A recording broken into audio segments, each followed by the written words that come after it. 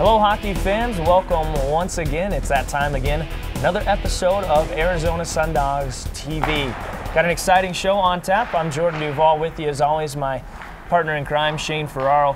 And Shane, as we always do, let's start off with a recap of some of the recent play for the Sundogs.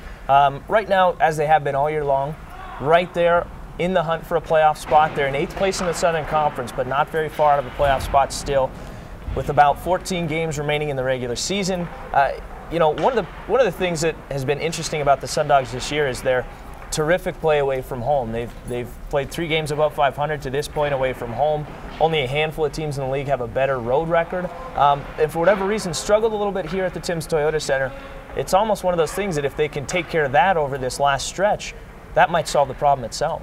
Yeah, something new to the Sundogs. You know, all you can ask for a team away from home is to be 500 or better, which they've done. The first 2 seasons, the Sundogs were one of the best home teams in the CHL, and these last 2 seasons, they've struggled a little bit at Tim's Toyota Center. But in every game, for the most part, they're right there. They've played in a string of 1-goal games, you know, close to setting a record for consecutive 1-goal games right now. So they're in every game at home. They've just got to find what that is holding them back to get over that hump and get some of those wins at home down this stretch. One of the areas that they have not struggled with on the flip side is shootouts. They had a couple recent back-to-back shootout wins.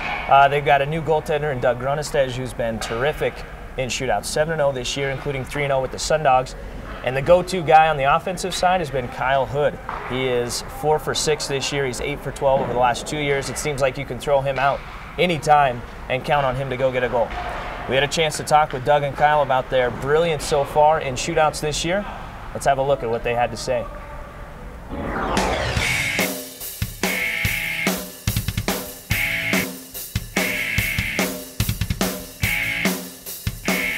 You know, a lot of times, depending on what shooter I am, I'll try and watch the guys before me.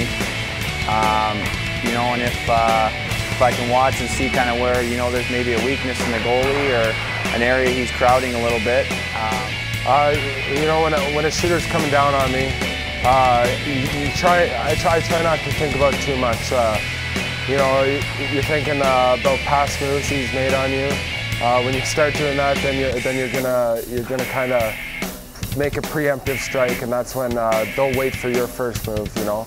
You know, I like to have a few moves that I like to go to, but I wouldn't say, you know, I'm 100% set on those all the time.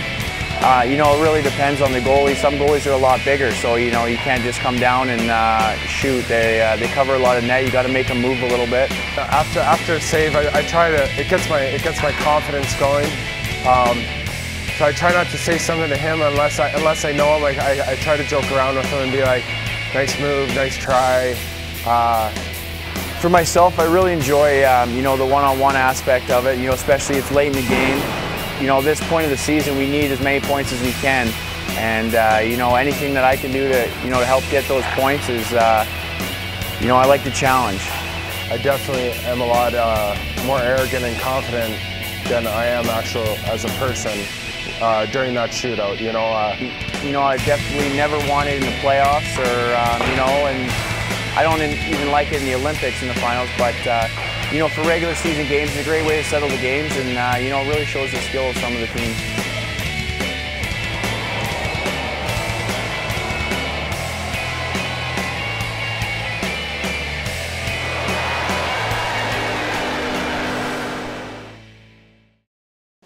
Yeah, I don't know if it's like the spotlight that I enjoy, but I like it that it's just one-on-one, and it's me and him. I don't have to worry about anything else except him coming down on me and me reacting to him. After the shootout, I like that spotlight, you know, because I've done well in it. And, you know, it shows that my success. I don't like to say cocky or arrogant, but it gets me. I like the spotlight because then the next shootout, I'm like, you know, I did well in the last one. You know, I'm going to do well in this one. And it's more about confidence than anything. Yeah. One moment that really stands out was probably my first shootout goal. You know, I was rookie down at the end of the bench, and coach had called on me to, you know, to go out and shoot, and I was pretty fortunate to, like you said, go backhand, and it kind of went right under the crossbar where I was actually trying to put it, and you know, so that was a big thrill for me.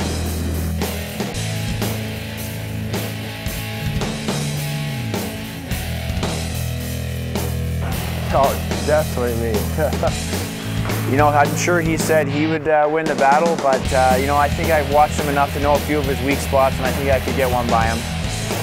When I was in Missouri, he did score the game winner against us in the shootout, but I was actually on the bench for that one. So I would like to have a battle maybe in practice and find out who would actually come out on top. We're just getting warmed up here on SundogsTV. Stick with us here. More after this commercial break.